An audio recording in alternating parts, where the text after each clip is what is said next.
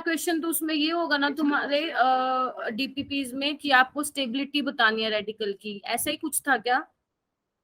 Yes ma'am. अच्छा अच्छा अच्छा, ठीक है। बोनलाइन फॉर्मूला वाला कौन सा क्वेश्चन था, मुझे बता सकते हो क्या? कोई भी एक।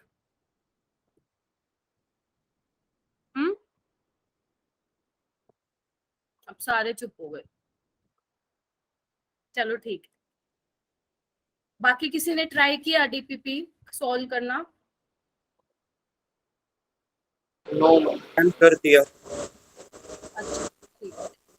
चलो आज वाला ये लेक्चर हो जाएगा ना, फिर करना ट्राई, है ना? चलो स्टार्ट करें बेटा, बताओ करें क्या? बोलते क्यों यस मैम। नहीं, चुप क्यों हो जाते हो? अच्छा, लास्ट टाइम कितना हो गया था अपना, बताएगा कोई स्टूडेंट मुझे?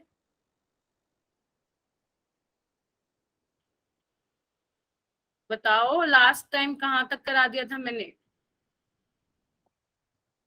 सार्थक, नयनदीप, हिमांशु, आदित्य, वुड्स रिएक्शन में।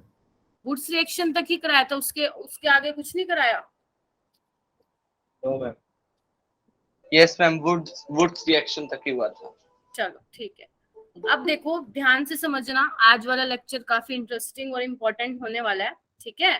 ध्यान से देखना कि क्या क्या चीजें मैं यहाँ पे अब बताने वाली हूँ। देखो वुड्स रिएक्शन तक हो गया था हमारा, राइट?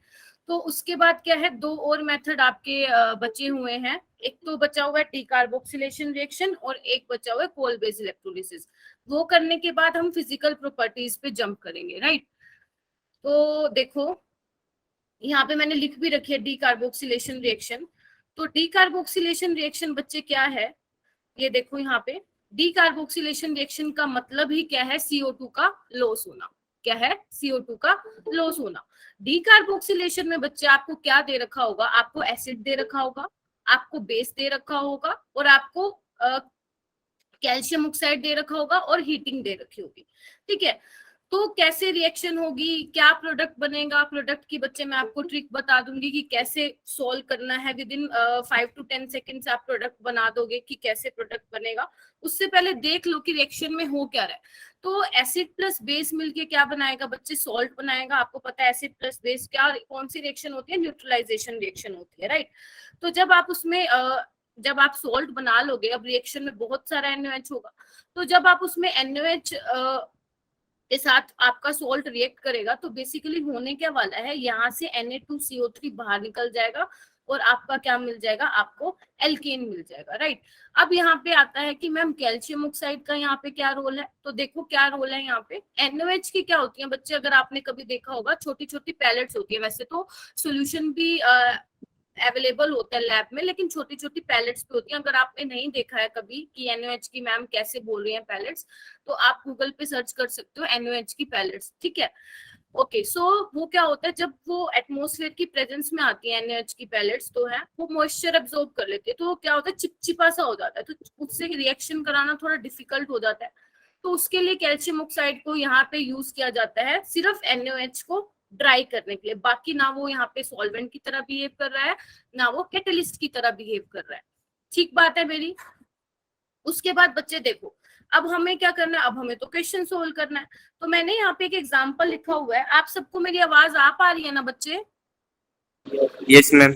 हाँ ठीक है। आदित्य इतना ही अपना वॉइस रखना, मुझे ये सुनाई दिया, उससे पहले मैंने सब गेस किया जो तुमने बोला था, ठीक है?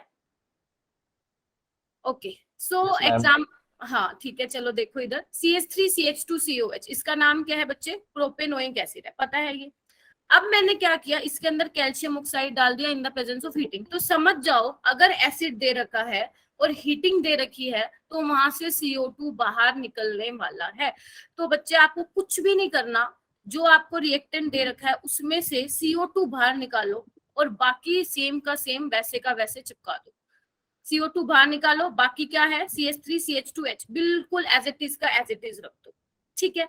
यहाँ पे क्या हो रहा है, आप नोटिस कर पा रहे हैं कि पहले तो मैं 2 कार्बन लेके, सॉरी 3 कार्बन लेके चली थी, लेकिन मुझे फाइनल प्रोडक्ट में आई गेट 2 कार्बन, ठीक है, मुझे 2 कार्बन मिले, तो मैं ये बोल सकती हूँ कि डी कार्बोक्सिलेशन रिएक्शन में नंबर ऑफ कार्बन एटम क्या हो रहे हैं बच्चे, 1 से डिक्रीज हो रहे हैं, या मैं बोल सकती हूँ कि ये कैसी रिएक्शन है, स्टेप डाउन रिएक्शन है, बोल सकती हूँ हाँ या ना। Yes, ma'am. Yes, ma'am. ठीक है, अब कैल्शियम ऑक्साइड बच्चे यहाँ पे क्या है, सोडा लाइम है, क्या है, सोडा लाइम है, तो इसको कई बार soda lime decarboxylation reaction भी बोलते हैं। तो आपको कुछ नहीं करना, चाहे आपके पास कितनी बड़ी कार्बन की चेन हो, आपको सिर्फ उसमें से CO2 बाहर निकालना है और एज इट इज वापिस का वापिस एज इट इज रख देना है। चलूं आगे, कर लोगे डी कार्बोक्सिलेशन से क्वेश्चन आया तो? मैं एक बार दोबारा बता दो। बच्चे इसमें आप ये अभी आए हो आप, जिसने पूछा है, किसने पूछा है, किसने पूछा है मुझसे, सार्थक ने पूछा है। Yes ma'am. अच्छा, सार्थक तो पहले का आया हुआ है। मैं कह रही हूँ बेटा, तुम्हें चाहे कितनी बड़ी चेन दे रखी हो कार्बन की, कुछ भी दे रखा हो, तुम्हें सिर्फ क्या करना है, उसमें से CO2 बाहर निकालना है और बाकी का ऐसे रख देना है। क्लियर है? Yes ma'am. ठीक है, सिर्फ एक देखो ध्यान से, प्रोडक्ट में आपको 1 कार्बन एटम कम मिल रहा है। चलो एग्जाम्पल से समझते हैं, ये देखो इधर, ये देखो यहाँ पे क्या है, इथेनोइक एसिड, इथेनोइक एसिड में कितने कार्बन है, 2 कार्बन है, और जब आप हीटिंग करा रहे हो, समझ जाना कौन सी रिएक्शन हो रही है, डी कार्बोक्सिलेशन रिएक्शन हो रही है, यानी कि हमें फाइनल प्रोडक्ट में कितने कार्बन मिलने वाले हैं, 1 मिलने वाला है, 1 कम मिलने वाला है। यहाँ पे देखो ब्यूटेनोइक एसिड में कितने कार्बन है, 4, प्रोडक्ट में कितने मिलने वाले हैं, 3 मिलने वाले हैं। अब कर लोगे सार्थक? Yes ma'am. चलो कर लोगे तो बहुत अच्छी बात है। एक काम करती हूँ, इसको मैं इरेज कर दूं, पढ़ो कौन सा मेथड है, कोलबेज इलेक्ट्रोलिसिस मेथड। ठीक है, एक ये मेथड है प्रिपरेशन ऑफ एल्केन का, फिर हमारी प्रिपरेशन खत्म हो जाएगी। ठीक है, ये देखो इसमें क्या है, ओके, तो कोलबेज इलेक्ट्रोलिसिस में बच्चे क्या है, ध्यान से सुनना। सबसे पहले तो मैं थोड़ा आपको इलेक्ट्रोलिसिस का आइडिया दे देती हूँ कि इलेक्ट्रोलिसिस में क्या होता है। वैसे तो हो सकता है आपने पढ़ा भी और नहीं भी पढ़ा। बीकर में आपके सॉल्यूशन होता है, राइट, सॉल्यूशन में आयंस होंगे, ठीक है, सॉल्यूशन बोल दो, इलेक्ट्रोलाइट बोल दो, कुछ भी बोल दो, आयंस होंगे। इस तरह से आपकी दो रोड डिप करते हो, एनोड और कैथोड। ठीक है, एनोड पे आपको पता ऑक्सीडेशन होता है, कैथोड पे रिडक्शन होता है। ठीक है, इसको क्या करते हो, बैटरी से कनेक्ट करते हो। फिर जो सोल्यूशन में आयंस होते हैं वो क्या करते हैं, मूव करते हैं टूवर्ड्स एनोड और कैथोड। ठीक है, तो इसकी वजह से क्या होता है, करंट प्रोड्यूस होता है। यही पढ़ते हो आप इलेक्ट्रोलिसिस में, हाँ या ना? Yes ma'am. अब देखो बेटा, इसमें क्या करना है, इसमें आपको ये करना है, इसमें भी मैं आपको ट्रिक बताऊंगी कैसे सोल्व करना है। सबसे पहले देख लेते हैं क्या होता क्या इसमें बेटा हम सोल्ट लेते हैं, राइट। सोल्ट की जब हम इलेक्ट्रोलिसिस कराते हैं तो इसमें क्या मिलता है, आपको एल्केन मिलता है। ठीक है, जैसे आपको वुड्स रिएक्शन में बच्चे, वुड्स रिएक्शन में क्या था, आपको जो नंबर ऑफ कार्बन एटम थे वो क्या मिलते थे, डबल मिलते थे, यही मिलता था वुड्स रिएक्शन में। Yes, carbon ma'am. Atom twice मिलते थे जितने एल्काइल हैलाइड में। तो सेम कोलबेज इलेक्ट्रोलिसिस में भी यही होगा बच्चे, कि आपको जो एल्केन मिलेगा वो क्या होंगे, twice number of carbon atom होंगे उसमें, जितने आपके उससे मतलब किसके कंपैरिजन में, जो आपने सोल्ट लिया उसके कंपैरिजन में। पहली चीज ये याद रखेंगे। दूसरी चीज ये याद रखेंगे कि कोलबेज इलेक्ट्रोलिसिस में भी क्या है, CO2 का रिमूवल होता है। ये बात समझ में आई? अब क्वेश्चन करें? Yes ma'am. चलो चलो चलो, ये क्या है, इसका नाम कोई बताएगा मुझे, जल्दी बताओ, बता दो मेरे बच्चों। Ma'am, sodium ethonate. Very good, sodium acetate बोल सकते हो, अगर आयुपेक नेमिंग है तो सोडियम इथेनोएट बोल सकते हो, राइट। अब देखो यहाँ पे हम लगाएंगे ट्रिक। ये ट्रिक सिर्फ मैं इसलिए बता रही हूँ क्योंकि मैंने जितने भी अभी तक लेक्चर लिए हैं इसके कोलबेज इलेक्ट्रोलिसिस वाले के, सारे बच्चे डी कार्बोक्सिलेशन रिएक्शन और कोलबेज इलेक्ट्रोलिसिस में कंफ्यूज हो रहे हैं, मुझे नहीं पता क्यों हो रहे हैं। तो इसीलिए मैं आपको कोलबेज इलेक्ट्रोलिसिस की ट्रिक बता रही हूँ, ध्यान रखना उसको। क्या है ट्रिक, n-1 इंटू 2 की ट्रिक है, n-1 इंटू 2। n क्या है बच्चे, यहाँ पे नंबर ऑफ कार्बन एटम, क्या है, नंबर ऑफ कार्बन एटम। इधर देखो, अब देखो रिएक्टेंट में कितने कार्बन है, 1 2, टोटल कार्बन एटम देखने आपको, ठीक है, टोटल कितने हैं, 2, पुट करो यहाँ पे, 2 - 1 इंटू 2, 2 - 1 × 2 कितना आया बच्चे आंसर? 2 आया। तो क्या होगा इसमें, जितने नंबर ऑफ कार्बन एटम आपके पास आए हैं, इट मींस प्रोडक्ट में भी क्या है, उतने ही कार्बन एटम है। तो प्रोडक्ट में आप बना दोगे CH3CH3। ठीक है। अगर मान लो यहाँ पे 3 कार्बन होते तो उसका नाम क्या हो जाता, सोडियम प्रोपियोनेट। 5 कार्बन होते तो सोडियम पेंटोनेट। तो उसमें क्या होता बच्चे, 5 - 1 × 2, 5 - 1 × 2 क्या होता, 4 × 2 8। तो क्या मिलता हमें, ये ऑक्टेन मिलता। क्या मिलता हमें बच्चे, ऑक्टेन मिलता। समझते हुए चलो, अगर किसी ने अपना माइंड डाइवर्ट किया, ध्यान कहीं और भटका लिया 2 मिनट के लिए भी, तो सारा लेक्चर खराब हो जाएगा। पहले बोल रही हूँ मैं आपको, ठीक है। फोकस करो जो मैं बताना चाह रही हूँ। कर लोगे ये वाला क्वेश्चन, कॉल बेस इलेक्ट्रोलिसिस वाला बेटा? Yes. अच्छा, एक बात बताओ मुझे अब, क्या मैं कोल बेस इलेक्ट्रोलिसिस से मीथेन को प्रिपेयर कर सकती हूँ, हाँ या ना? मैम रिपीट करना क्वेश्चन। आई एम आस्किंग बच्चे, क्या हम कोल बेस इलेक्ट्रोलिसिस से मीथेन प्रिपेयर कर सकते हैं? No, ma'am. No, ma'am. No ma'am. Why? क्योंकि मैम हाँ हाँ हाँ नयनदीप। मीथेन में एक कार्बन तो पहले से ही होगा और दूसरा कार्बन ओइक एसिड से मिल जाएगा, तो 2 कार्बन की चेन बन जाएगी। हाँ, मतलब मेरा कहने का मतलब है, आप मीथेन एज ए प्रोडक्ट नहीं बना सकते हो। क्यों नहीं बना सकते, देखो, अगर हम मिनिमम, देखो 2 कार्बन तो हमें चाहिए, एक तो ये सोल्ट वाला कार्बन आ जाएगा और एक हम जो एल्काइल वाला ले रहे हैं वो आ जाएगा। तो मिनिमम आपको प्रोडक्ट में 2 कार्बन तो मिलेंगे ही मिलेंगे। जैसे देखो इसमें क्या मिल रहा है, इथेन मिल रहा है, तो 1 कार्बन तो आपको किसी भी हाल में नहीं मिल सकता।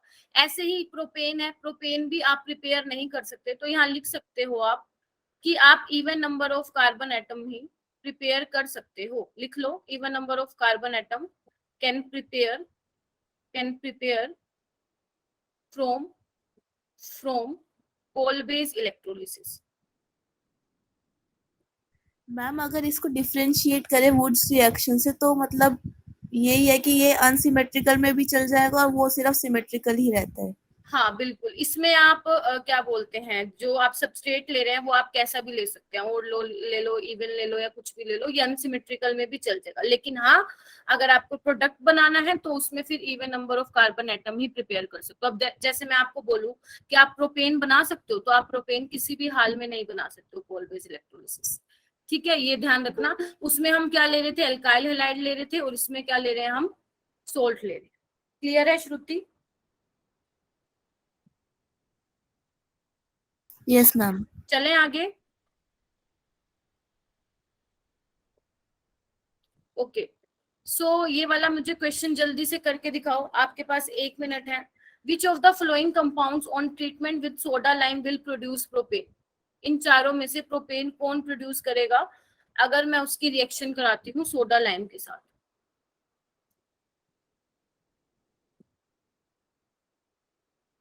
उसमें आप चैट बॉक्स में मुझे दे सकते हैं आंसर।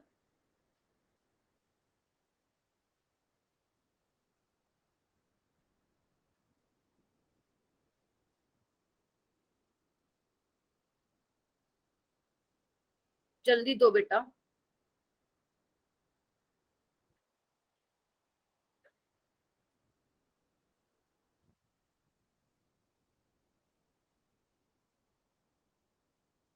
नयनदीप नहीं बच्चे, option C is the correct answer. देखो इधर कैसे, कोई भी एक्टिव नहीं है, कोई भी एक्टिव नहीं है, सिर्फ एक। हाँ अब आए हैं तुम्हारे आंसर, जल्दी करो। हाँ सी आएगा। देखो कैसे, प्रोपेन में 3 कार्बन है, कौन सी रिएक्शन है, D carboxylation reaction. D carboxylation reaction में मैंने क्या बताया था बच्चे आपको, कि आपको 1 कार्बन कम मिलते हैं, यानी कि आपको प्रोपेन में 3 कार्बन होते हैं, है ना। तो यानी कि आपके सबस्ट्रेट में कितने कार्बन रहे होंगे, 1 2 3 4 कार्बन रहे होंगे। ठीक है, क्लियर है? कर लोगे D Yes, ma'am. Carboxylation reaction और कोल बेस इलेक्ट्रोलिसिस? अच्छा आप ये बताओ, कोल Yes, बेस ma'am. इलेक्ट्रोलिसिस से पेंटेन बना सकते हो क्या? Yes ma'am. बना सकते हो, कैसे? सिंगल बॉन्ड लगा के हम बना सकते हैं इसमें CH। क्या लेना पड़ेगा मुझे रिएक्टेंट में, बताओ। जिसने भी ये बोला है कि मैं पेंटेन बना सकती हूँ, तो मुझे बताना क्या लूं सबस्ट्रेट में जिससे आपका पेंटेन बन जाए। सोडियम पेंटोएट। हाँ, सोडियम पेंटोएट। सोडियम पेंटोएट, यानी कि आप कह रहे हो, ये बोल रहे हो ना आप, यही बोल रहे हो ना जिसने भी बोला, सोहम ने बोला, राइट। तो बच्चे यहाँ पे कितने कार्बन है? 5। तो 5 - 1 × 2 करोगे वो तो 8 कार्बन मिल जाएंगे आपको। तो ये कैसे बना दोगे? नहीं बनाओगे। और कोई है जो कहेगा बना सकते हैं? श्रुति, आदित्य, हिमांशु, नयनदीप, बताओ जल्दी फिर। नहीं मैम, नहीं बना सकते। नहीं बना सकते ना, चलो ठीक है, यही सुनना चाहती थी, यही पूछना चाहती थी। ओके, सो उसके बाद है आपके पास है, नेक्स्ट है बच्चे, ये तो वही हो गया जो मैंने बताया था। अच्छा मुझे एक चीज बताओ, जब मैं आपको zinc in the presence of dilute HCl का काम बता रही थी कि वो क्या करता है, एल्काइल हैलाइड को एल्केन में चेंज करता है, तो मैंने आपको ये बता दिया था क्या कि वो एल्डिहाइड और कीटोन को हाइड्रोकार्बन्स में चेंज करता है? जल्दी बताओ। यस मैम, बताया था। बताया था, ये वाला नहीं बताया होगा श्रुति, आई थिंक N2H4 वाला। नहीं मैम, उसके सिर्फ 2 यूज बताए थे, एक वो अभी जो हाँ हाँ एल्डिहाइड्रोकीटोन वाला और हाँ जो हाँ, एल्कीन था। हाँ, एक और उसमें ऐड कर लो बच्चे, जैसे एल्डिहाइड हो या आपके पास कीटोन हो क्वेश्चन में, अगर आप उसमें जैसे zinc in the presence of dilute HCl डालो तो हाइड्रोकार्बन मिलता है ना। तो सेम जो ये वाला रिएजेंट है N2H4 in the presence of potassium hydroxide, वो भी बिल्कुल यही काम करता है, डबल बॉन्ड ऑक्सीजन को हटाता है और 2 H लगाता है। इसका नाम क्या होता है? NH2 हाइड्राजीन, अमोनिया का डेरिवेटिव होता है। वैसे ही हम 12th में पढ़ेंगे, नेम रिएक्शन है ये, वोल्फ ईस्टमन रिडक्शन रिएक्शन, और ये जिंक वाली है क्लिम्सन रिडक्शन रिएक्शन। लेकिन नेम पे नहीं जाना है, हमें सिर्फ ये देखना है कि उस रिएजेंट का काम क्या है। क्लियर है बच्चे? ये वाला एक और पॉइंट ऐड कर लेना उसमें। वैसे जो मैंने नोट्स दिए हैं ना, जो आपको नोट्स मिल गए क्या आपको? No ma'am. अच्छा, फिर आज मिल जाएंगे क्योंकि अपलोड मैंने कर दिए हैं और बाकी टीचर्स ने भी कर दिए, तो उसमें मैंने ये पॉइंट मेंशन कर रखा है। ठीक है, तो अगर मान लो किसने नहीं किया तो वो कर सकता है। चलो। मैम, हाँ बेटा, हमें असाइनमेंट्स मिले थे, वो कब तक सबमिट करने हैं? उसमें कोई सबमिशन डेट नहीं लिखी हुई। No ma'am. अच्छा, जो आप गूगल फॉर्म में लिंक आया होगा ना, तो आप उसी में ही करोगे और सबमिट का है वहां पे ऑप्शन। मैम Yes, मतलब ड्यू डेट कब तक है, कब तक कर सकते हैं? देखो बेटा, अगर मान लो आज आप करते हो केमिस्ट्री का, ठीक है, तो अगर मान लो हो जाता है आपको तो कर देना सबमिट। ठीक है ना, जो जो होता जाए सबमिट करते जाना। Okay ma'am. ठीक है, चल। तीनों का प्रेशर एक साथ मत लेना कि मैथ्स जो भी आपके पास, बायोलॉजी है, मैथ्स है, जो भी है, फिजिक्स केमिस्ट्री का एक बार कर रहे हो, एक बार जैसे मान लो अभी केमिस्ट्री का करोगे आप, इसके बाद मान लो रिवाइज करके कि मैम ने क्या क्या कराया था लास्ट 2 लेक्चर में, वो रिवाइज करके असाइनमेंट सोल्व कर लोगे। ठीक है, उसके बाद थोड़ा ब्रेक ले लेना, फिर फिजिक्स का कर लेना या इवनिंग में कर लेना, जैसे भी आपको टाइम लगे। ठीक है बेटा, चलो। एल्केन्स में मैंने आपको क्या बोला था फर्स्ट लेक्चर में कि जो आपके हाइड्रोकार्बन्स होते हैं वो कैसे होते हैं? नॉन पोलर होते हैं। बताया था कि नहीं बताया था? बताओ। नॉन पोलर होते हैं। तो अगर आप नॉन पोलर को किसी पोलर सोलवेंट में डिसोल्व करोगे, क्या वो होगा क्या? जैसे वाटर, जब आप ध्यान से सुनो, जैसे यहाँ पे देखो ये दे रखा है वाटर और हेक्सेन। वाटर क्या है? पोलर। हेक्सेन क्या है? हेक्सेन क्या है? Non polar. तो जब आप पोलर सोल्वेंट को नॉन पोलर में डिसोल्व करोगे तो भैया वो डिसोल्व नहीं होगा। ठीक है, क्योंकि पोलर क्या होता है? जिसमें इलेक्ट्रोनेगेटिविटी डिफरेंस होता है। ठीक है, और जबकि नॉन पोलर में किसी टाइप का कोई इलेक्ट्रोनेगेटिविटी डिफरेंस नहीं है। आपने एक लाइन सुनी होगी, लाइक डिसोल्व लाइक, सुनी थी? Yes ma'am. इसमें क्या बोलते हैं कि polar solvent dissolve in polar species या non polar species dissolve in non polar solvent, right. तो अगर मैं बोलूं कि आपके हाइड्रोकार्बन्स क्या वाटर में मिसिबल होंगे, क्या वाटर में डिसोल्व होंगे, तो आंसर इज नो। हाइड्रोकार्बन्स जो है पानी में सोलुबल नहीं होंगे। उसके बाद है बच्चे, ये सिर्फ ध्यान रख लेना, इसको याद करने की जरूरत नहीं है, वैसे तो ये कुछ नहीं है इसमें। इसमें बोला है जो आपके पहले 4 कार्बन एटम है, आई मीन जो मिथेन से लेकर ब्यूटेन तक के कार्बन है वो गैस की फॉर्म में एग्जिस्ट करेंगे 5 to 17 वाले लिक्विड में, और जो 18 ऑनवर्ड्स है वो कैसे एग्जिस्ट करेंगे, सॉलिड में एग्जिस्ट करेंगे। ये कलरलेस होते हैं और ऑर्डरलेस होते हैं। उसके बाद जो है मोस्ट इंपोर्टेंट बच्चे आता है आपका बॉइलिंग पॉइंट। बॉइलिंग पॉइंट आपको पता होगा कितना इंपॉर्टेंट टॉपिक है, आपके एग्जाम में भी आते हैं ये क्वेश्चन और कॉम्पिटिटिव एग्जाम में तो आते ही हैं। ठीक है, तो देखो बॉइलिंग पॉइंट बच्चे जो डिपेंड करता है वो डिपेंड करता है कि कितना स्ट्रॉन्ग फोर्स ऑफ अट्रैक्शन है मॉलिक्यूल्स के बीच में। ठीक है, बॉइलिंग पॉइंट किस पे डिपेंड करता है, इंटरमोलिकुलर फोर्स ऑफ अट्रैक्शन पे डिपेंड करता है, या you can say van der Waals forces of attraction पे डिपेंड करता है। दोनों एक ही चीज है, आप कुछ भी बोल सकते हो। अब देखो मैं आपको एक सिंपल सा एग्जांपल देती हूँ कि मैंने क्या किया, आप 10 स्टूडेंट्स को लाइन में खड़ा कर रखा है, ठीक है, और सबने एक दूसरे का हैंड होल्ड किया हुआ है, राइट। और एक क्या किया मैंने, 5 स्टूडेंट्स को लाइन में खड़ा कर दिया और उन्होंने अपने हैंड होल्ड किए हुए, राइट। तो अगर मान लो मुझे किसी की चेन को ब्रेक करना हो तो मुझे किस में ज्यादा एनर्जी देनी पड़ेगी, जल्दी बता दो, बताओ श्रुति। मैम जो बीच के स्टूडेंट्स रही हैं उनके लिए। जो 10 स्टूडेंट्स हैं उसमें मुझे ज्यादा एनर्जी देनी पड़ेगी, हाँ या ना? Yes ma'am. Yes ma'am. Same यहाँ पे भी बच्चे यही फंडा है। जब आप बॉइलिंग पॉइंट को देखोगे, मान लो आपके पास क्वेश्चन में 4 ऑप्शन है, राइट, तो आप क्या देखोगे, सबसे पहले उसमें चेक करोगे कि मॉलिक्यूलर मास किसका ज्यादा है, या आप बोल सकते हो कि नंबर ऑफ कार्बन एटम किस केस में ज्यादा है। ठीक है, एक बात बताओ, नंबर ऑफ कार्बन एटम अगर ज्यादा होंगे किसी मॉलिक्यूल में या किसी कंपाउंड में तो आपको ज्यादा हीट, ज्यादा एनर्जी, या मैं बोल सकती हूँ ज्यादा टेम्परेचर देना पड़ेगा उनके फोर्स को ओवरकम करने के लिए, और मुझे ज्यादा ही एनर्जी या ज्यादा टेम्परेचर देना पड़ रहा है तो इट मीन्स उसका बॉइलिंग पॉइंट भी क्या हो जाएगा, ज्यादा हो जाएगा। ठीक है, तो Yes, सबसे पहले आप मॉलिक्यूलर मास को देखोगे, ये देखो मैंने यहाँ पे लिख रखा है आपके लिए, यहाँ पे देखो, सबसे पहले आप देखोगे मॉलिक्यूलर मास को। देन अगर मॉलिक्यूलर मास 2 कंपाउंड का सेम है तब आप जाओगे सरफेस एरिया की तरफ। ठीक है, पहले प्रायोरिटी मॉलिक्यूलर मास को देनी है, देन आप चेक करोगे सरफेस एरिया। जिसका सरफेस एरिया ज्यादा होगा, या जितनी स्ट्रेट चेन होगी आपकी, जितनी स्ट्रेट चेन लॉन्ग होगी, उस केस में क्या होगा, इंटरेक्शन आपका बहुत स्ट्रॉन्ग होगा और उस केस में आपको ज्यादा टेम्परेचर देना पड़ेगा फोर्सेस को ओवरकम करने के लिए। अगर आप ब्रांचिंग कर दोगे, ब्रांचिंग का मतलब क्या है, सरफेस एरिया कम हो जाएगा, और अगर सरफेस एरिया कम हो जाएगा तो बॉइलिंग पॉइंट भी बच्चे क्या हो जाएगा, कम हो जाएगा। तो समझ आई बात, पल्ले पड़ी कि पहले मॉलिक्यूलर मास को देखना है, अगर वो सेम हुआ देन सरफेस एरिया पे जाओगे, सरफेस एरिया ज्यादा बॉइलिंग पॉइंट ज्यादा, सरफेस एरिया कम बॉइलिंग पॉइंट कम। क्लियर हुआ बच्चे? Yes ma'am.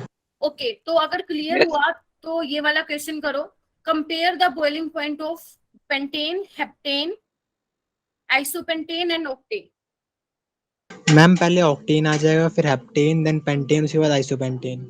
ओके, क्या नेम है बच्चे आपके, आपका? ज्ञानेश्वर।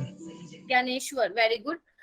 ज्ञानेश्वर ने बोला octane, then heptane, then pentane और देन आइसोपेंटेन। इसने किस बेसिस पे बताया, सबसे पहले मॉलिक्यूलर मास देखा कि एन में कितने ऑक्टेन में कितने नंबर कार्बन एटम है 8, देन हेप्टेन देखा कितने हैं 7, देन देखा पेंटेन और आइसोपेंटेन में अब दोनों में सेम है, क्योंकि आपको पता है आइसोपेंटेन में क्या हो रहा है, आइसोपेंटेन में अब ब्रांचिंग हो रही है, राइट। तो ब्रांचिंग की वजह से सरफेस एरिया हो जाएगा कम, और सरफेस एरिया कम तो बॉइलिंग पॉइंट। इन चीजों को नहीं भूलोगे, ये प्रायोरिटी ऑर्डर में मैंने लिख रखा है कि फर्स्ट पे किसको प्रायोरिटी दोगे, देन सेकंड, देन थर्ड। उसके बाद है ये वाला क्वेश्चन करो, ये क्वेश्चन जिससे मैं पूछूंगी सिर्फ वही आंसर देगा। एन पेंटेन, आइसोपेंटेन है और नियोपेंटेन है, राइट। इसको मैंने एबीसी बोल दिया। अब मैं ये पूछना चाहती हूँ, Sanya, can you hear me? Sanya, I think she is not here. Harsh, Harsh Mishra, ये भाग गए बच्चे, चलो मुझे पता चल रहा है एटलीस्ट। मुस्कान, सानिया, शिवम, शिवम, श्रुति, यस मैम। आप ही बता दो, ये सारे तो भाग गए हैं। ठीक है। ऑर्डर में ही रहेगा ये, पहले एन पेंटेन, फिर आइसोपेंटेन और फिर नियोपेंटेन। ग्रेट, वैसे ही ऑर्डर में ही लगा रखा है। N pentane then iso then neo, समझ गए ना। एन पेंटेन में क्या होगा, सरफेस एरिया ज्यादा होगा, ठीक है। और आइसो में आपको पता है ब्रांचिंग हो जाती है, और नियो में तो भैया फुल ब्रांचिंग है, समझ गए। तो इसमें क्योंकि मॉलिक्यूलर मास सबका सेम है, तो आप इसको किस बेसिस पे करोगे सॉल्व क्वेश्चन को, on the basis of surface area. जो ये गायब है ना, टेस्ट में देखती हूँ कैसा परफॉर्म करते हैं। इसमें देखो क्या है, एल्केन्स मैंने आपको बताया था फर्स्ट लेक्चर में, राइट, कि एल्केन्स जो होते हैं, अगर आप, डाउट है हाँ हाँ क्या हुआ मैम, आइसोपेंटेन और आइसोहेप्टेन दे रखा हो तो फिर बॉइलिंग पॉइंट किसका ज्यादा होगा? एक सेकेंड, आइसोपेंटेन और आइसोहेप्टेन, कौन से बॉइलिंग पॉइंट किसका ज्यादा होगा? आइसोहेप्टेन बच्चे, मैंने कहा था पहले आप मॉलिक्यूलर मास को देखोगे, ठीक है। आइसोपेंटेन में तो 5 कार्बन, आइसोहेप्टेन में 7 कार्बन है, तो ये जीत गया, ठीक है। चलो, ओके। हाँ मैंने आपको बोला था फर्स्ट लेक्चर, अब ध्यान से सुनने वाला पोर्शन आ चुका है, ठीक है, जिसमें हम हेलोजिनेशन रिएक्शन और कंफर्मेशंस करेंगे, तो प्लीज ध्यान से सुनना। देखो एल्केन्स मैंने बोला था नॉर्मल कंडीशन में रिएक्शन नहीं देते हैं, राइट। अगर आपको रिएक्शन करानी है तो आपको कुछ कंडीशन स्पेसिफाई करनी पड़ेगी। तो आज हम देखेंगे कि कौन कौन सी कंडीशन में हमारे जो हाइड्रोकार्बन है वो रिएक्ट करते हैं, राइट। तो देखो यहाँ पे सब्स्टिट्यूशन रिएक्शन ही हम आज स्टडी करने वाले हैं। सब्स्टिट्यूशन रिएक्शन का मतलब क्या होता है, ध्यान से सुनते जाना। सब्स्टिट्यूशन रिएक्शन का मतलब क्या होता है, replacement of one group by another, मतलब एक ग्रुप जो है दूसरे ग्रुप से रिप्लेस किया जाता है। तो देखो यहाँ पे क्या हो रहा है, यहाँ पे ध्यान से देखो, हम क्या कर रहे हैं, CH के बॉन्ड को ब्रेक कर रहे हैं और इसमें कोई और ग्रुप इंसर्ट करा रहे हैं, यही कर रहे हैं। तो अब यहाँ पे कौन सा ग्रुप इंसर्ट हो सकता है, आपका हेलोजन इंसर्ट हो सकता है, नाइट्रो ग्रुप हो सकता है, सल्फोनिक एसिड ग्रुप हो सकता है। एक तो ये पॉइंट। दूसरा पॉइंट ये है बेटा कि जो हेलोजिनेशन रिएक्शन, जो कि अभी हमें डिटेल में पढ़नी है, हेलोजिनेशन रिएक्शन जो है हाई टेम्परेचर पे होती है, टेम्परेचर रेंज आपको लर्न नहीं करना है, in the presence of sunlight, ठीक है, सनलाइट की प्रेजेंस में होगी या आपको टेम्परेचर ज्यादा हाई करना पड़ेगा। थर्ड पॉइंट है कि जो लोअर एल्केन्स हैं आपके, वो नाइट्रेशन और सल्फोनेशन रिएक्शन नहीं देंगे। अब आपको इतना कंफ्यूज नहीं होना इन तीनों पॉइंट में, बस जस्ट रीड कर लेना। और जो मेन हमारा सेकंड पॉइंट है उस पे हमें आज फोकस करना है, ठीक है। तो मेरा मेन फोकस रहेगा उस पे, जिसके लिए मैंने यहाँ पे आपको लिख के दे रखा है। तो हम 1 बाय 1 देखेंगे कि यहाँ पे कैसा हो रहा है, ठीक है, कैसे मैकेनिज्म हो रहा है, क्या क्वेश्चन इससे बनते हैं, सारी चीजें देखेंगे। तो सुनते जाना, ठीक है। पहले एक बार मैं पूरा रिपीट कर दूं, पूरा ये मैकेनिज्म रिपीट कर दूं, फिर पूछ लेना अगर कोई डाउट आएगा तो हेलोजिनेशन रिएक्शन में बच्चे क्या होता है, अगर आपको किसी क्वेश्चन में दे दिया कोई हेलोजन या उसके नीचे और लिख दिया एच न्यू मतलब सनलाइट की प्रेजेंस में रिएक्शन हो रही है, तो समझ जाना वहां पे क्या हो रहा है, वहां पे रेडिकल मैकेनिज्म हो रहा है, राइट। तो फर्स्ट स्टेप, अब हमें रिएक्शन को इनिशिएट तो करना पड़ेगा, तो हमारा जो फर्स्ट स्टेप रहता है वो रहता है रेडिकल फॉर्मेशन। तो फर्स्ट स्टेप में हम रेडिकल बनाते हैं in the presence of sunlight. Second, ये देखो, ये स्टार बना के मैंने क्या लिख रखा है कि इस केस में, अभी मैंने आपको प्रीवियस स्लाइड में बोला कि जब हेलोजिनेशन रिएक्शन कराओगे तो आपको हाई टेम्परेचर या सनलाइट की प्रेजेंस में कराना पड़ेगा। तो सेम चीज मैंने यहाँ लिख रखी है कि आपको हाई एनर्जी की यहाँ पे रिक्वायरमेंट होगी। एनर्जी बोले तो आप बोल सकते हो एक्टिवेशन एनर्जी। अब आप बोलोगे मैम एक्टिवेशन एनर्जी क्या होती है, एक्टिवेशन एनर्जी बच्चे वो एनर्जी होती है, एक्स्ट्रा एनर्जी आप बोल सकते हो, कितनी एक्स्ट्रा एनर्जी चाहिए रिएक्टेंट को प्रोडक्ट में कन्वर्ट होने के लिए, that is your activation energy, ठीक है।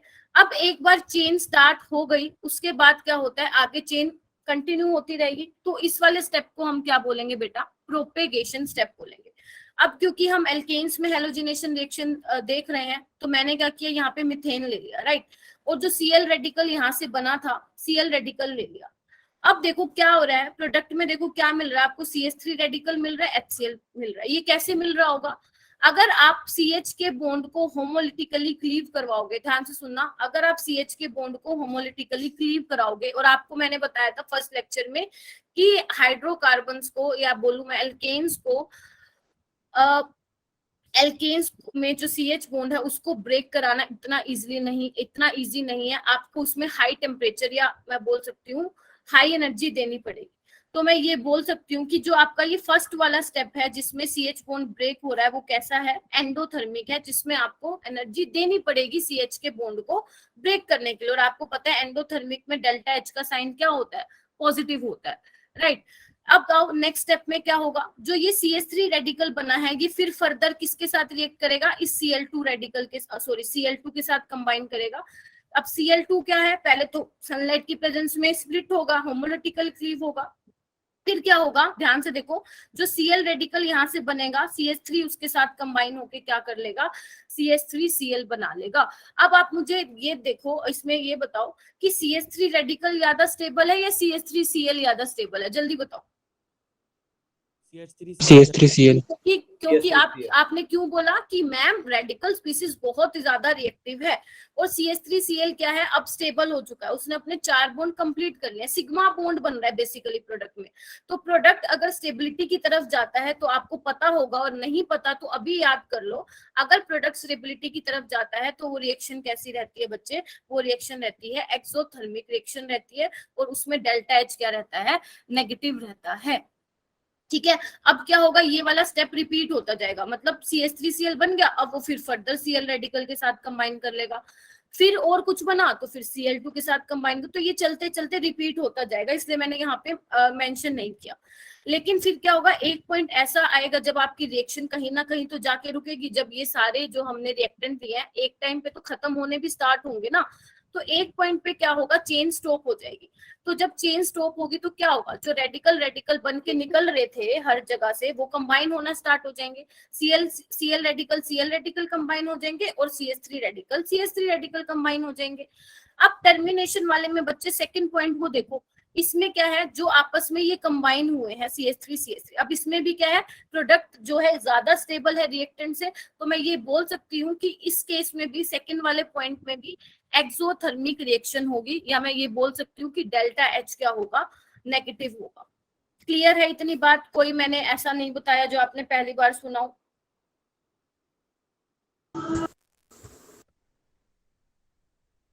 हाँ जी, चलूं? Yes ma'am. नेक्स्ट आओ, ये चीज बहुत इंपॉर्टेंट है। अब इस ग्रीन वाले को मत देखना, अभी जो मैं समझा रही हूँ सिर्फ उस पर फोकस करना।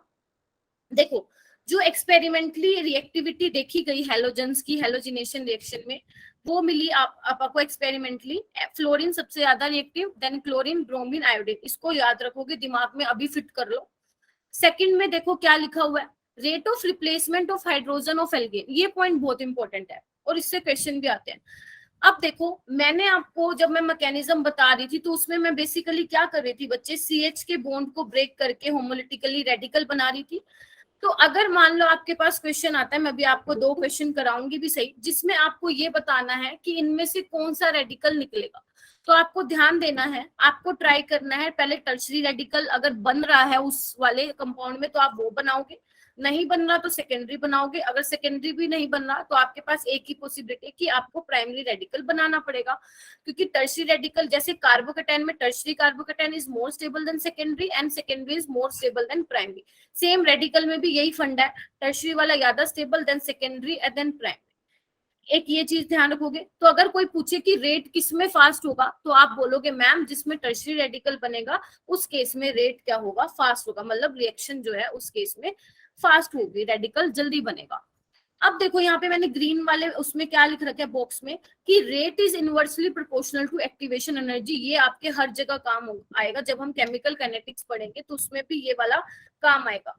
क्या होता है इसमें, एक्टिवेशन एनर्जी मैंने अभी बोला कि कितनी एक्स्ट्रा एनर्जी चाहिए आपको रिएक्टेंट से प्रोडक्ट में कन्वर्ट होने के लिए, कितनी एक्स्ट्रा एनर्जी चाहिए रिएक्टेंट को प्रोडक्ट में कन्वर्ट करने के लिए। एक बात बताओ, अगर रिएक्टेंट प्रोडक्ट में जल्दी कन्वर्ट हो रहा है इट मींस उसकी जो एक्टिवेशन एनर्जी है वो कम होगी, जैसे मैं आपको दिखाती हूँ।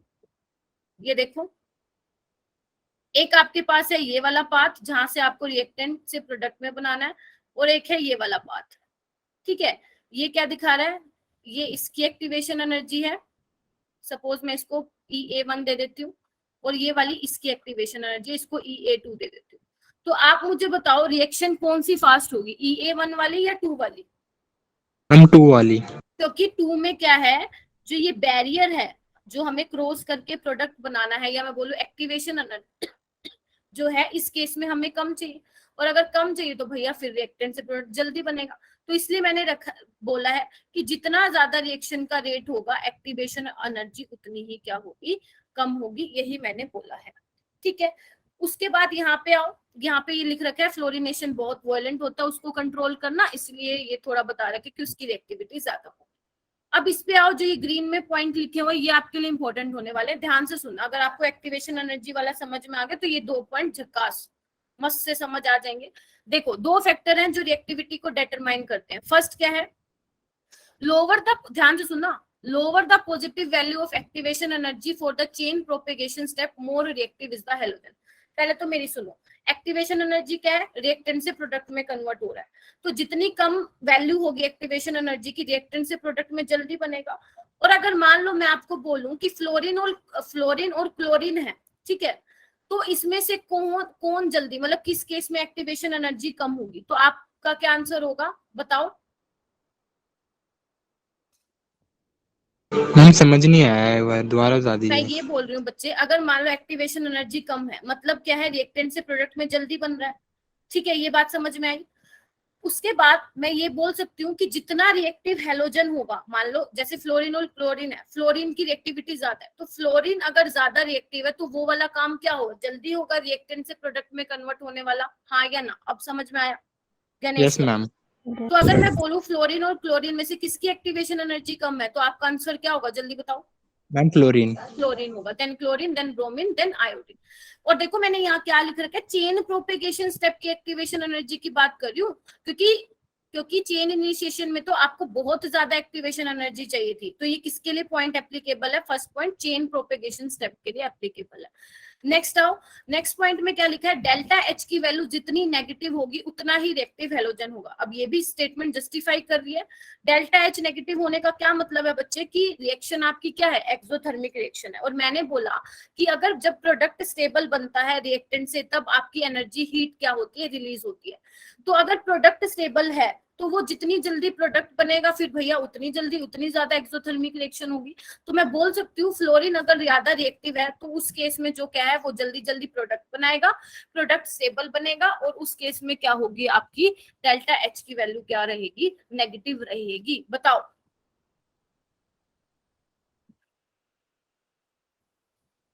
क्या मैं ये बोल सकती हूँ फ्लोरीन के केस में डेल्टा एच नेगेटिव होगा और एक्टिवेशन एनर्जी कम होगी, हाँ या ना? Yes yes ma'am.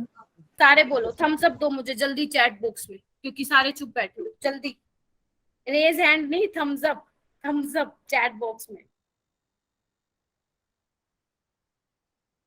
Very good very good, चलो बहुत बढ़िया। अगर बहुत बढ़िया तो यहाँ देखो एक बार, ये तो सिंपल सा है। देखो अब मैंने बोला आयोडीन की रिएक्टिविटी क्या है, सबसे कम है, राइट, ठीक है। तो आयोडीन मतलब रिएक्टिविटी कम है तो वो बहुत स्लो रिएक्ट कर रहा है, इट मींस उसकी रिएक्शन क्या है, रिवर्सिबल है। एक्चुअल में क्या होता है, देखो बेटा, जब CH4I2 के साथ कंबाइन करता है ना, तो उससे क्या मिलता है, CH3I और HI मिलता है, जो कि हम हर केस में कर रहे हैं, चाहे फ्लोरीन हो, क्लोरीन हो, ब्रोमीन हो, आयोडीन में भी हम ऐसा कर रहे हैं। लेकिन होता क्या है, म्यूट कर लो दीक्षा।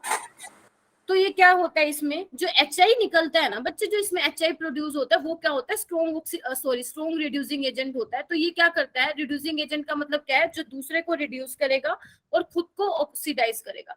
तो ये क्या करता है, HI जैसे ही इसमें प्रोड्यूस होता है तो ये क्या करता है, फर्दर CH3I को CH4 में कन्वर्ट कर देता है। अब हमें HI मिल रहा है, हमें हमारा प्रोडक्ट तो मिल ही नहीं रहा, हमें वापस क्या मिल रहा है, रिएक्टेंट मिल रहा है। तो इसलिए हम क्या करते हैं, आयोडोनेशन के केस में रिएक्शन कराते हैं ऑक्सीडाइजिंग एजेंट की प्रेजेंस में, लाइक आप आयोडिक एसिड ले लो या नाइट्रिक एसिड ले लो। तो जब आप इनको लेते हो, इसके साथ रिएक्शन कराते हो, तो जो HI जो बार बार बन रहा है वो उसको क्या कर लेता है, कंज्यूम कर लेता है, और फाइनली हमें क्या मिल जाता है, I2 मिल जाता है। अब हमें I2 मिल रहा है तो हम क्या है, अपनी हेलोजिनेशन या मैं बोलूं आयोडोनेशन रिएक्शन करा सकते हैं। तो इस रिएक्शन में क्या आपको याद रखना है, एक तो ये याद रखना है HI रिड्यूसिंग एजेंट है, और दूसरा क्या याद रखोगे कि ऑक्सीडाइजिंग एजेंट की प्रेजेंस में क्या होता है, रिएक्शन होता है। उसके बाद है बच्चे, ये सिंपल है, कंबशन रिएक्शन। कंबशन रिएक्शन आपने 10th क्लास में पढ़ी होगी, क्या होता है, जब आप कंबशन कराते हो कंप्लीट कंबशन, तो आपको क्या मिलता है, CO2 मिलता है, पानी मिलता है, और हीट रिलीज होती है, मतलब डेल्टा H नेगेटिव होता है, और ब्लू फ्लेम दिखाई देती है। आप क्या करोगे, ये वाली जो रिएक्शन है इसे रीड करो अभी के अभी, देख लो क्या लिखा हुआ है, CnH2n+2 3n+1/2O2, क्या मिल रहा है, NCO2 + n+1 वाटर। n क्या है बच्चे यहाँ पे, n है यहाँ पे नंबर ऑफ कार्बन एटम, क्या है, नंबर ऑफ कार्बन एटम। तो अगर आपको मान लो प्रोपेन दे रखो, जैसे इसमें दे रखा है, कितने प्रोपेन में कितने कार्बन एटम होते हैं, 3 होते हैं। तो आपको कुछ नहीं करना, n की जगह आपको 3 पुट करना है और आपको केमिकल इक्वेशन लिख देनी है, बैलेंस्ड केमिकल इक्वेशन। ठीक है, ये आपको याद है तो आपको टेंशन लेने की जरूरत नहीं है। बैलेंसिंग हमने ठीक किया है, गलत किया है, आपकी बैलेंसिंग ठीक आएगी। ठीक है, बैलेंस कर सकते हो इक्वेशन को। उसके बाद है, अगर मान लो आपको सफिशिएंट, अगर कंप्लीट कंबशन नहीं हो पा रहा, इट मींस उसको सफिशिएंट अमाउंट में ऑक्सीजन नहीं मिल पा रहा है, तो उस केस में क्या होता है, CO2 की जगह क्या मिलता है आपको, कार्बन मिलता है, और इसमें क्या मिलता है, येलो रेड फ्लेम मिलती है। आपको सिर्फ ये पेपर में नहीं पूछने वाले हैं, बस आपको क्या करना है, ये वाली इक्वेशन याद रखनी है। ठीक है, CnH2n+2 वाली। उसके बाद है ये वाला क्वेश्चन कर लोगे आप, right the balanced chemical equation for the complete combustion of hexane. मान लो मैं आपको हेक्सेन दूं C6H14, तो उसके लिए कंबशन रिएक्शन लिख लोगे, हाँ या ना, Yes मैम। लिख लोगे आराम से, उसमें n की वैल्यू 6 पुट कर देना, अपने आप आ जाएगा। उसके बाद है बच्चे आपकी पायरोलिसिस रिएक्शन। इसमें क्या है, छोटी सी चीज ध्यान रखने वाली है इसमें।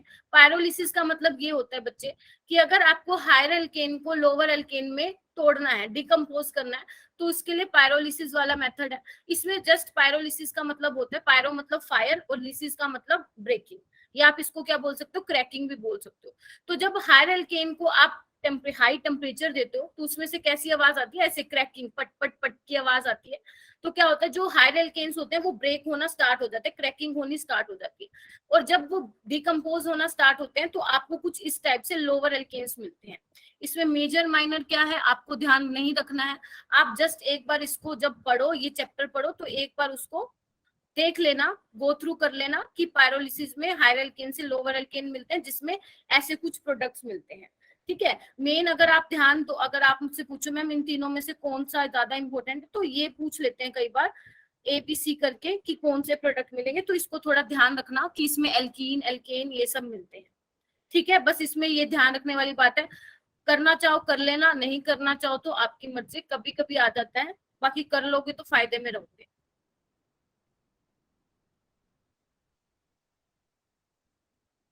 एक सेकंड, ये क्वेश्चन रह गया ना, तभी मैं सोचूं वो आया नहीं है क्वेश्चन। ये देखो बच्चे, write the major monochlorination product, इसको सोल्व करोगे जल्दी, बी वाला सोल्व करो मुझे, और मुझे ये बताओ इसमें मेजर प्रोडक्ट क्या बनेगा, या सिर्फ ये बता दो मैं कौन सी जगह पे रेडिकल बनाऊं। आपको मैं ऑप्शन दे देती हूँ, मतलब हिंट दे देती हूँ। आपके पास एक तो ये ऑप्शन है रेडिकल बनाने का, और एक ये वाला ऑप्शन है।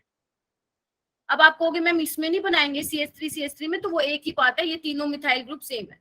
तो आपके पास दो पॉसिबिलिटी है, A और B। बताओ मुझे आप किस में बनाओगे रेडिकल, कौन से वाला स्टेबल बनेगा, B वाला बनेगा, वेरी गुड, शाबाश। यस मैम, बी बनेगा। क्योंकि सिंपल सा फंडा है, A में क्या है, प्राइमरी रेडिकल बन रहा है, राइट, और B में क्या बन रहा है, टर्शरी रेडिकल बन रहा है। तो tertiary radical is more stable than primary, तो टर्शरी वाला कैसे बनेगा बच्चे, मेजर बनेगा, और प्राइमरी वाला कैसे बनेगा, माइनर बनेगा। अरे बड़े होशियार बच्चे हो आप लोग। ठीक है, और अब जो Cl रेडिकल बनेगा, इस वजह से जो सनलाइट की प्रेजेंस में बन रहा है, वो क्या करेगा, ये रेडिकल और ये रेडिकल आपस में क्या हो जाएंगे, कंबाइन हो जाएंगे, और जो H बाहर निकला वो Cl रेडिकल को लेके क्या बना लेगा, HCl बना लेगा। अब ये आपको दे रखे मेजर राइट।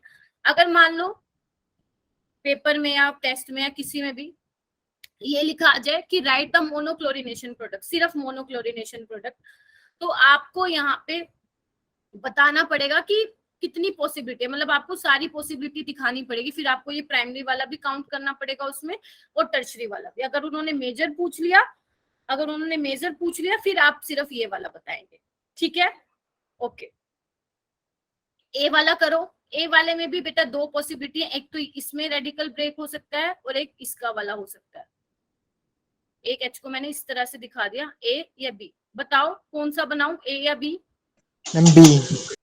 बी वाले में क्या बन रहा है बच्चे, CH3 CH का रेडिकल, CH2 CH3 ये बन रहा है। ए में क्या बन रहा है, CH3 CH2 CH2 CH2 का रेडिकल, ठीक है। तो ए में क्या बन रहा है, प्राइमरी डिग्री, और बी में क्या बन रहा है बच्चे, सेकेंडरी डिग्री। आपको पता है secondary degree is more stable than primary, तो मेजर कौन सा बनेगा, बी वाला। कर लोगे, Ma'am, B. सिंपल था। Yes, ma'am. अब एक क्वेश्चन करना, घर पे प्रैक्टिस करना, ये क्वेश्चन है राइट। चलो चलो ये नहीं है, एक मिनट में और देखती हूँ, ये वाला करना।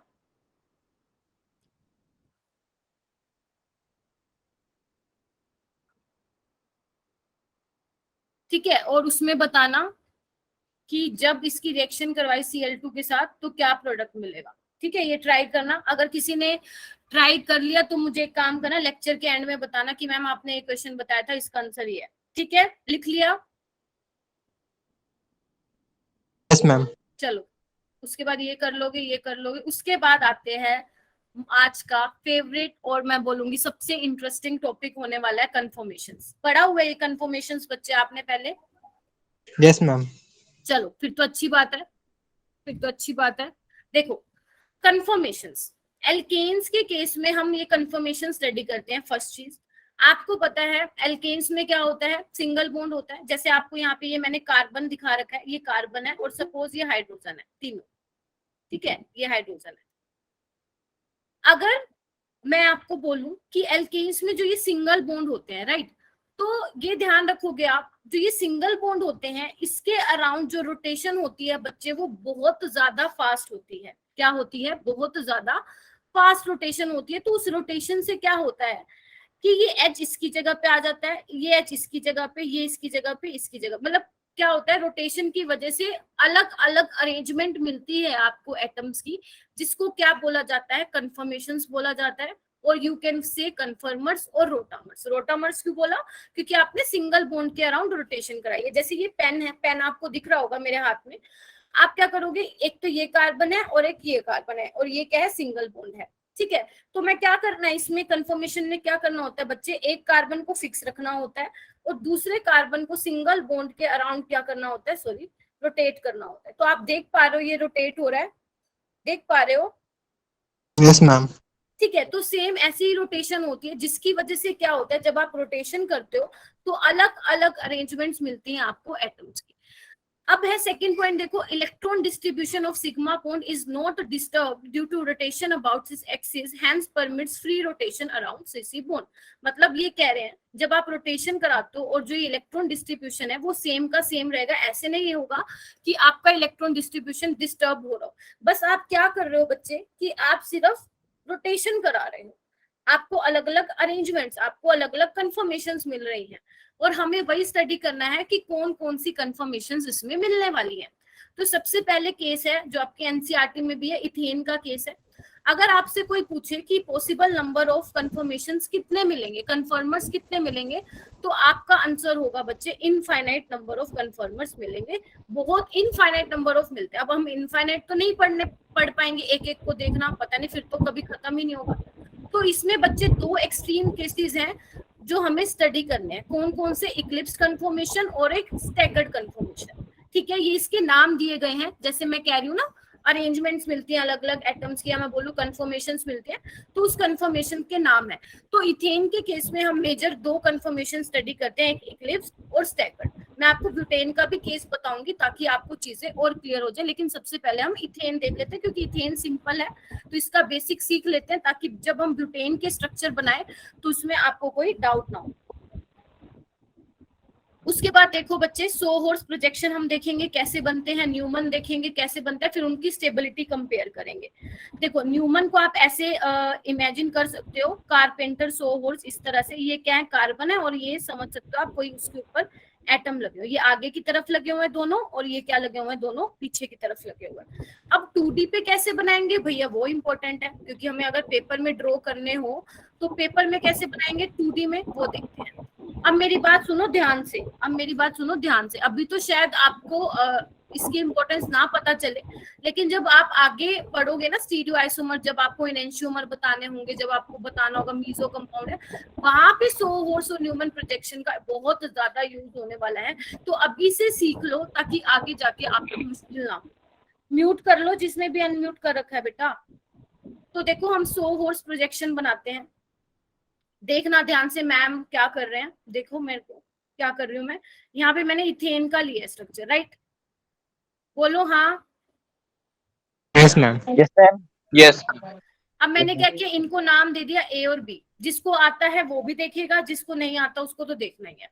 अब देखो यहाँ पे मैं चेंज कर, बच्चे म्यूट कर लो। किसने, मोहत कौन है ये, साहिल है क्या? हाँ देखो ये क्या है, ये कार्बन ए है, ये कार्बन बी है, जैसे मैंने यहाँ दिखाया। अब एक कार्बन पे क्या है, 3 हाइड्रोजन लगे हुए, मैं इस तरह से लगा देती हूँ। ये सोहोर्स प्रोजेक्शन है, मैं अपनी मर्जी से नहीं बना रही हूँ, ये ऐसा ही होता है, आपको सिखा रही हूँ कि मैं क्या बना रही हूँ। ठीक है, इस तरह से मैंने लगा दी। अगर मान लो यहाँ पे ऑब्जर्वर है, सपोज आप में से कोई बैठा है यहाँ पे, वो ऑब्जर्व कर रहा है इस सोहोर्स प्रोजेक्शन को, तो उसको क्या दिखेगा कि ये हाइड्रोजन तो प्लेन में है और ये हाइड्रोजन उसकी तरफ है, ऑब्जर्वर की साइड है, जिसको हम हमेशा किसको दिखाते हैं, वेज से दिखाते हैं, टूवर्ड्स द ऑब्जर्वर, राइट? और ये क्या है, एच क्या है बच्चे, डैश पे है, उसको ऑब्जर्वर को पीछे की तरफ दिखाई दे रहा है, मैं बोल सकती हूँ away from the observer. Same ये एच भी प्लेन में होगा और ये उसको अपनी तरफ आता हुआ दिखाई दे रहा है, अपनी तरफ टूवर्ड्स द ऑब्जर्वर, और ये है अवे फ्रॉम द ऑब्जर्वर, जिसको हम डैश से दिखाते हैं। तो ये कैसी फॉर्म है बच्चे, इक्लिप्स्ड फॉर्म है। कैसी फॉर्म है, इक्लिप्स्ड। Eclipse.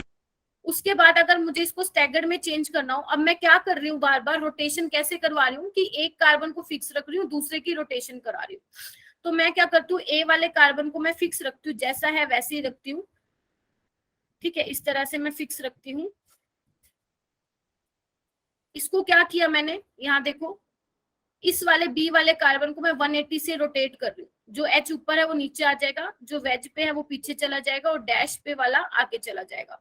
तो मतलब 180 डिग्री से जब मैंने रोटेट किया तो ये एच जो ऊपर था वो नीचे आ गया, जो वेज पे था वो पीछे चला गया, इट मीन्स डैश पे चला गया, और जो डैश पे था वो किस पे चला गया बेटा, बताओ बताओ, वेज पे चला गया। तो ये कैसी फॉर्म है, Staggered form. Staggered form. तो स्टैगर्ड में क्या है, इसको आप एंटी फॉर्म भी बोल सकते हो, क्योंकि यहाँ पे क्या है, एक एच ऊपर वाले प्लेन में है और एक एच क्या है, नीचे वाले प्लेन में है। ठीक है, तो ये होती है आपकी इक्लिप्स्ड और स्टैगर्ड। कुछ नहीं करना, सिर्फ रोटेशन करवा के हम ये अलग अलग फॉर्म्स क्या है, अलग अलग कंफर्मेशन जनरेट करते हैं। उसके बाद है बच्चे आपको, ये वही है जो मैंने आपको समझाया इसमें। उसके बाद है बच्चे न्यूमन प्रोजेक्शन कैसे बनता है। न्यूमन प्रोजेक्शन कैसे बनता है, ध्यान से देखेंगे न्यूमन प्रोजेक्शन कैसे बनता है। देखो ये अभी मैंने आपको बताया इक्लिप्स्ड और स्टैगर्ड, अभी सेम चीज मैंने अभी बनवाई थी।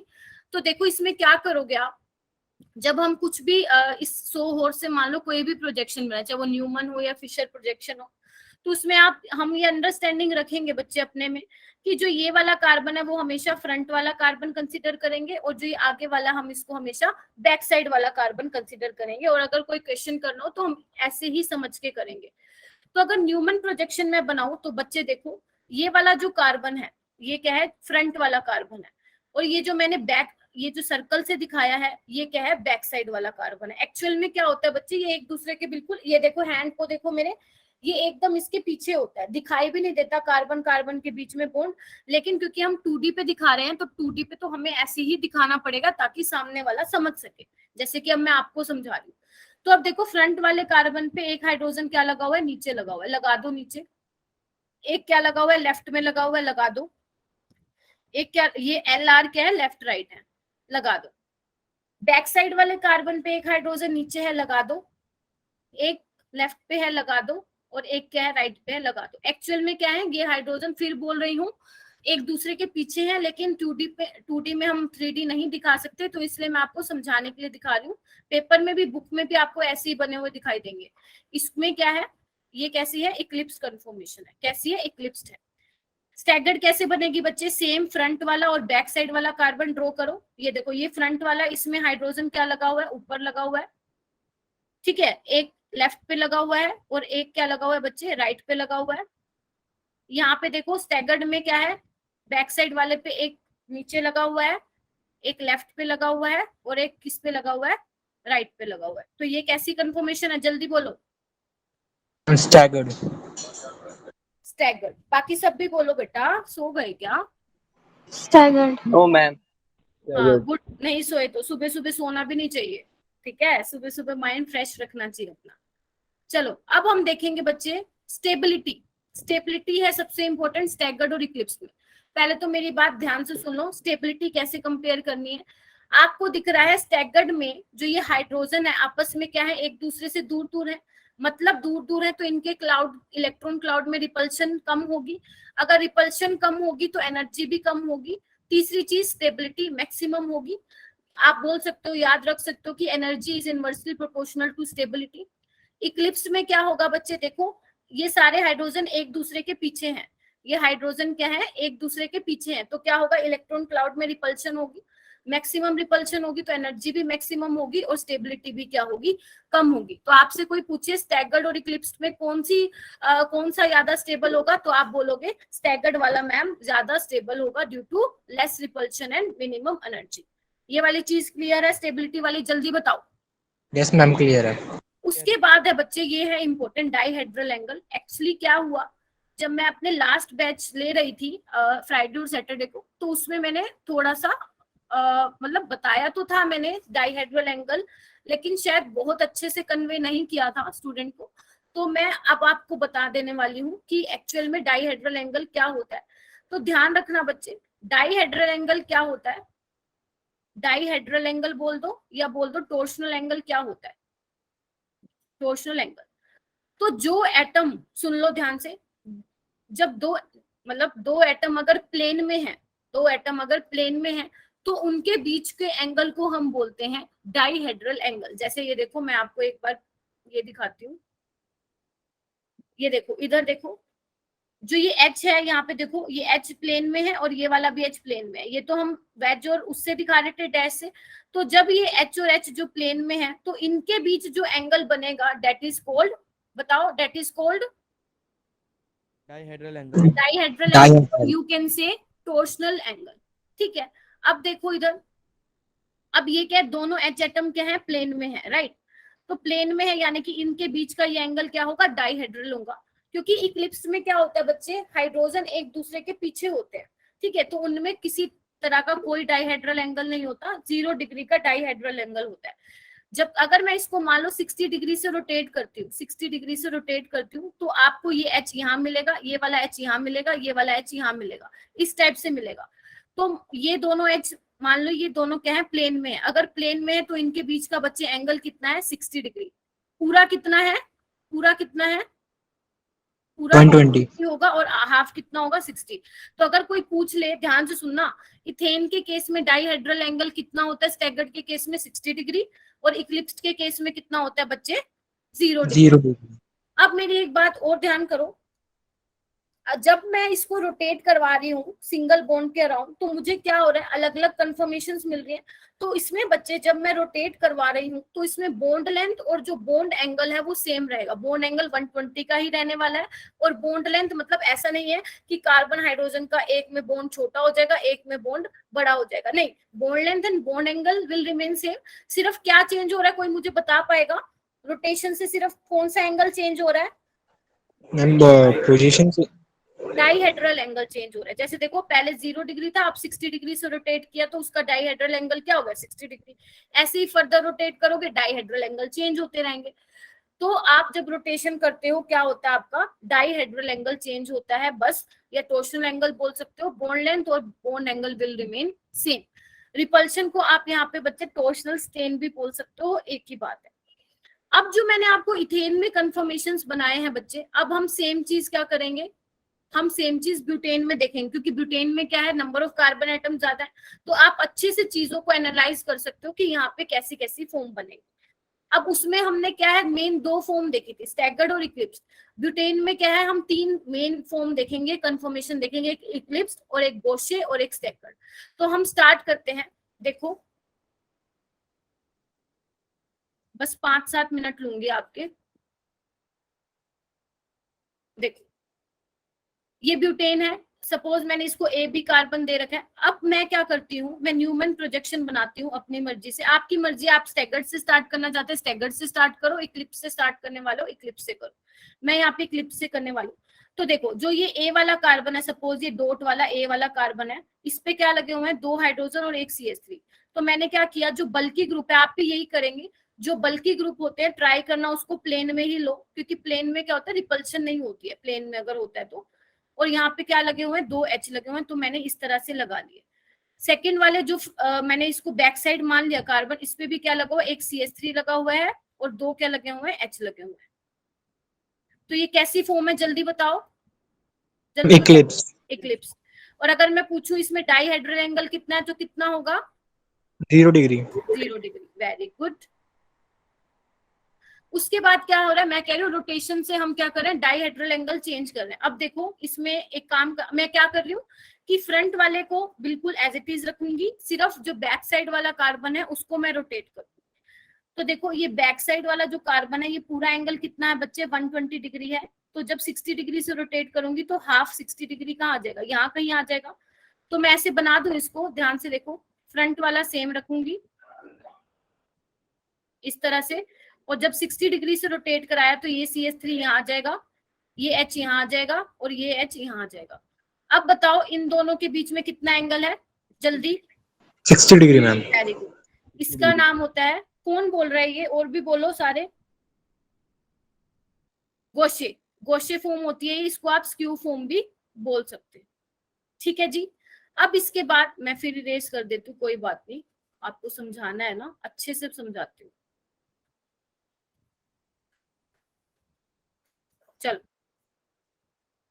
ओके। सो इसके बाद है, इसके बाद आपको फिर 60 डिग्री से रोटेट करा दो। 60 डिग्री से क्यों रोटेट करा रही हूँ, क्योंकि हर 60 डिग्री पे मुझे क्या मिल रही है, अलग अलग कंफर्मेशन मिल रही है, जो कि मैं आपको बताना चाह रही हूँ। अब 60 डिग्री देखो, अब ये क्या है, फ्रंट वाला, ये बैक साइड वाला कार्बन है, कितना एंगल है टोटल, 120 डिग्री।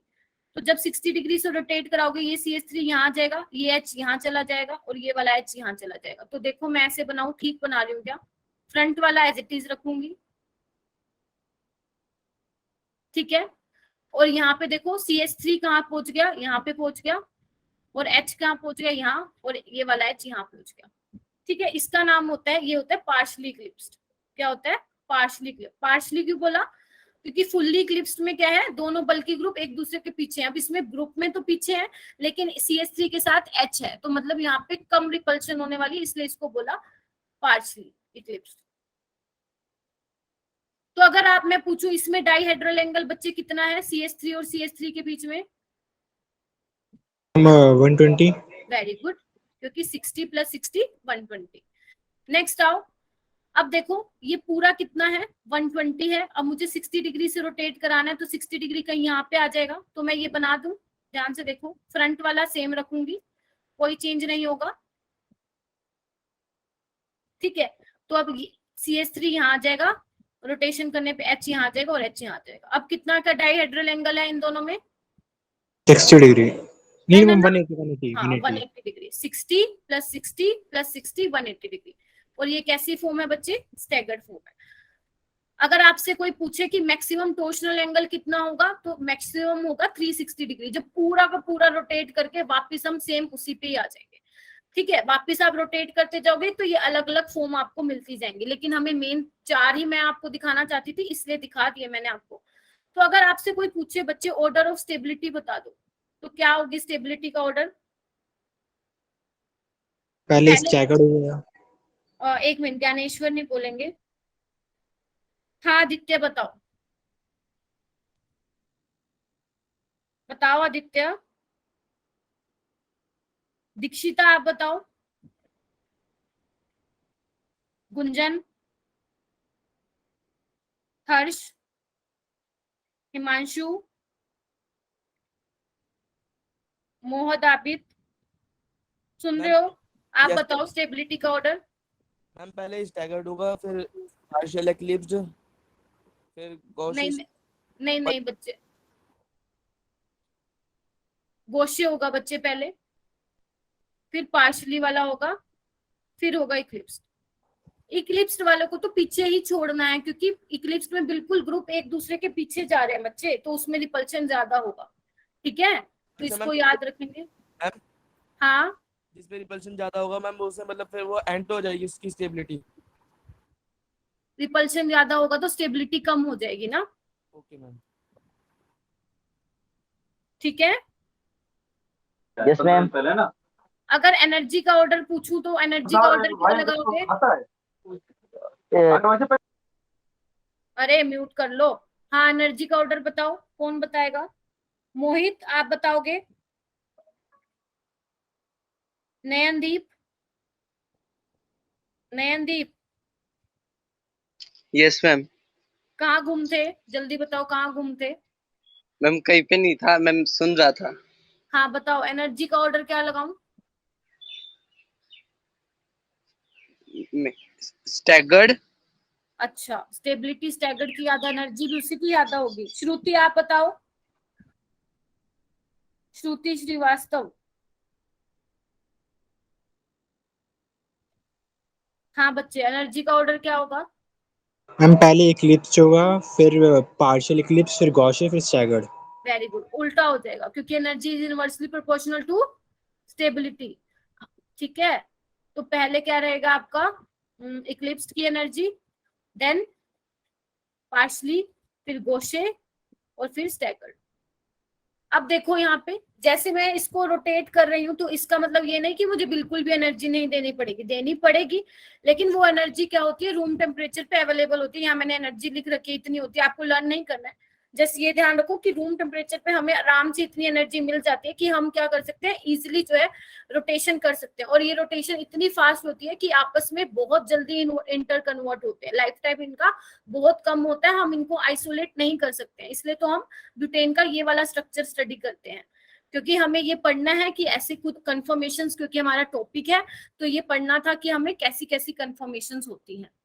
स्टेबिलिटी और एनर्जी में किसी को डाउट है कि मैम दोनों इनवर्सली प्रोपोर्शनल कैसे हैं? जल्दी बताओ, फिर मैं एक रियल लाइफ एग्जांपल लेके समझाऊं। मैम मुझे है। चलो, मुझे पता था किसी को होगा, तभी मैंने ये पूछा है। अब देखो किसने बोला है नाम? सार्थक आपने? Yes ma'am. देखो सार्थक, सपोज आपके सामने ना 5 लोग बैठे हैं ग्रुप में, ठीक है, चलो आप मान लो 10 लोग बैठे हैं, और एक जगह बैठे हैं 4 लोग बैठे हैं ग्रुप में। तो अगर मैं आपसे पूछूं कि किस केस में रिपल्शन ज्यादा होगी, 10 वाले ग्रुप में या 5 वाले ग्रुप में? जहाँ पे ज्यादा लोग होंगे। हाँ, सिंपल सी बात है ना। जहाँ पे ज्यादा लोग होंगे वहां पे मान लो एक दूसरे से दूर भाग रहे, तो क्या करेंगे? एक दूसरे को धक्का मारेंगे, ऐसे ही करोगे। तो क्या होगा, जब रिपल्शन ज्यादा होगी तो आपको वहां पे एनर्जी भी तो ज्यादा लेनी पड़ेगी ना एक दूसरे से दूर भागने के लिए। जो बंदे 5 बैठे हैं वो ऑलरेडी स्टेबल है, उनको एनर्जी देनी ही नहीं पड़ेगी इतनी। तो जहां पे रिपल्शन ज्यादा होगा वहां पे एनर्जी भी क्या होगी? ज्यादा होगी। क्लियर है अब सार्थक? Yes ma'am. चल, तो अब इसके बाद आप क्या करेंगे? असाइनमेंट सोल्व करेंगे। ठीक है, असाइनमेंट में ट्राई करेंगे, हो जाएंगे क्वेश्चन सोल्व, नहीं होंगे तो डिस्कस हो जाएंगे। उसके बाद जो संडे को, अब जो संडे आएगा यही वीक वाला संडे, उसमें आपका टेस्ट हो जाएगा। तो ऑल द बेस्ट, अच्छे से करना, अपना बेस्ट देना, मार्क्स स्कोर जैसा भी रहा, डिमोटिवेट मत होना, अपनी मिस्टेक्स को एनालाइज करते हुए चलना। क्लियर है बेटा? Yes ma'am. चलो, मैम टेस्ट में यही चैप्टर आएगा? यही चैप्टर मतलब यही टॉपिक जो मैंने करवाए हैं, इससे बाहर का टॉपिक नहीं जो आएगा। कल भेजा था असाइनमेंट के लिए, हाँ सार्थक, मतलब ये पूरा कंप्लीट टेस्ट नहीं था ना? नहीं, जो असाइनमेंट जो आपको दिया था असाइनमेंट, उसमें इन्हीं से रिलेटेड टॉपिक होंगे, क्वेश्चन होंगे, आई मीन। ठीक है मैम टेस्ट भी गूगल फॉर्म पे ही होगा? हाँ हाँ हाँ Nayandeep, okay ma'am, thank you ma'am. Okay. So कैसा रहा आज का, जल्दी मुझे बता दो चैट बॉक्स में। अच्छा था मैम। मैम लास्ट वाले जो क्वेश्चन आपने दिया था उसका आंसर मैम ये होगा क्या? कौन से वाला? हाँ। हाँ मैं बता रही हूँ। हाँ, अच्छा चलो, इसने ज्ञानेश्वर ने याद दिलवाया, वेरी गुड ज्ञानेश्वर। ओके, हाँ बताओ, एक मिनट मैं स्लाइड को करती हूँ पीछे। मैम ये होगा क्या आंसर? एक से, very good, very good, great. ऐसे दिखा दिया करो। मेरी वॉइस सबके लिए कट हो रही है क्या? No ma'am. No ma'am. आ रही है? आदित्य क्या अब बोला है तुमने जब लेक्चर खत्म हो गया? चलो ओके, सो लेक्चर कैसे लगा जल्दी बताओ, और फिर हम लीव करते हैं और नेक्स्ट मंडे हम फिर मिलेंगे, ठीक है?